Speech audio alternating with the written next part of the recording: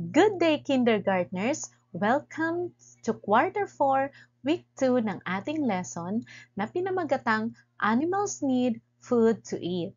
Okay, nung nakaraang linggo ay pinag-aralan natin ang tungkol sa mga hayop at kung saan sila dapat at pwedeng tumira. Ngayon naman ay meron tayong bagong lesson. Pero bago yon ay mag-review muna tayo. At ito naman ang ating review. Gugupitin ninyo ang picture na nasa baba at ididikit ninyo ito kung saan silang lugar dapat nakatira. Kung sila ba ay sa land o sa lupa, sa water o sa tubig, sa air o sa hangin. Gagawin ninyo ito sa bahay. Pero kung gusto naman ninyong mas madali, ay isisend ko rin ang link para pwede ninyong gawin ito sa online. I-screenshot lang ninyo ang inyong ginawa at isend ninyo kay teacher. Para naman sa motivational song, bago tayo magsimula ng ating lesson, pindutin lamang ang link na isisend ni teacher. Ito ay ang song tungkol sa mga animals. Natapos ba ninyong panoorin ang video? At natapos din ba ninyong gawin ang review? Ngayon naman ay pumunta na tayo sa ating lesson. Katulad ng nasa picture, tayong mga tao ay kailangan daw natin ng pagkain para tayo ay mag-grow, para tayo ay lumaki, para tayo ay mag-survive, para ang katawan natin ay maging malakas. Katulad nating mga tao, ang mga hayop ay kailangan din nila ng pagkain para sila ay mag-grow. Katulad ng giraffe na nasa larawan, kailangan niyang kumain ng mga damo o ng mga dahon para siya ay lumaki, lumakas at maging healthy. At ang pusa naman ay kailangan niya ng pagkain din, pero iba ang gusto niyang pagkain. Gustong-gusto niya at love na love niyang kumain ng isda at ng mga cat food. May alaga ba kayong pusa sa bahay? Anong pinapakain niyo sa inyong alagang pusa? May alaga din ba kayong aso sa bahay? Napansin niyo ba kung ano ang paborito ng alaga niyong aso? Ayan, ang aso din ay kailangan niya ng pagkain para siya ay mag-grow.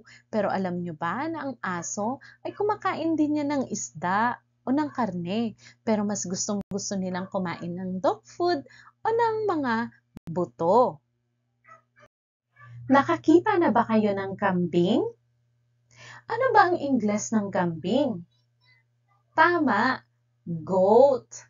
Alam niyo ba na ang kambing, ang baka, o ang kalabaw, ang gustong-gusto nilang kainin ay ang mga damo.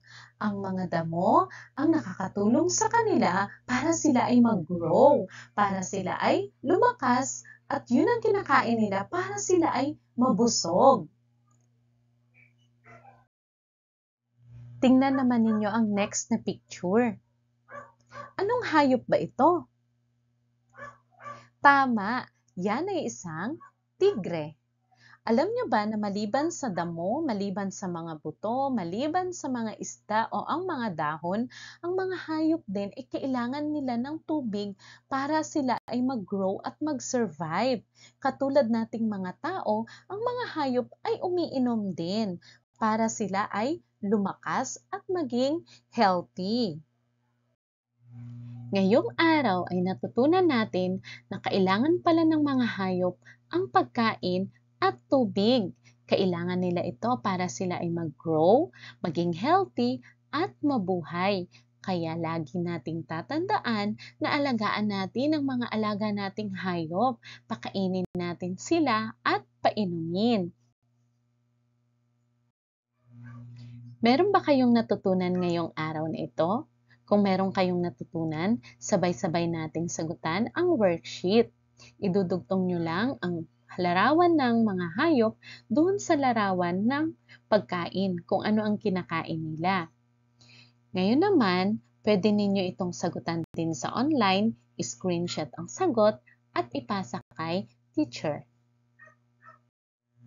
Para naman sa karagdagang gawain, sagutan ang beginning sounds and letters matching type. Draw a line between each picture and the letter it starts with. Halimbawa, itong pig. Anong letter nagsisimula ang pig? Idudugtong nyo lang yon. Rainbow. Anong letter nagsisimula ang salitang rainbow? Ang salitang fish, hotdog, bat, and clown. Idugtong lamang ito sa pamamagitan ng paglagay ng guhit or line. Isa pang activity ay ang numbers o math. Isulat lang ang mga missing numbers na nasa katawan ng snake. 1, nakita ninyo, merong 1. Anong number ang sunod sa 1? Di ba nawawala? Idudugtong nyo lang yon. Sunod may nakita kayong number 3. Tapos may 3 ulit na missing numbers hanggang sa makumpleto natin ang numbers hanggang 50.